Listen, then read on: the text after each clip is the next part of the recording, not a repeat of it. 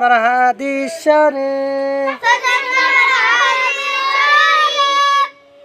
কুন ফিদ দুনিয়া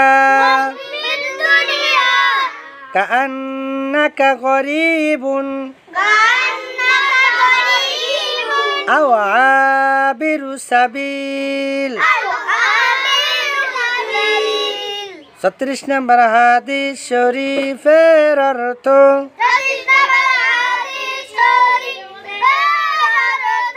দুনিয়াতে এমনি ভাবে থাকো যেমন কোন মুসাফির বা পথিক থাকে,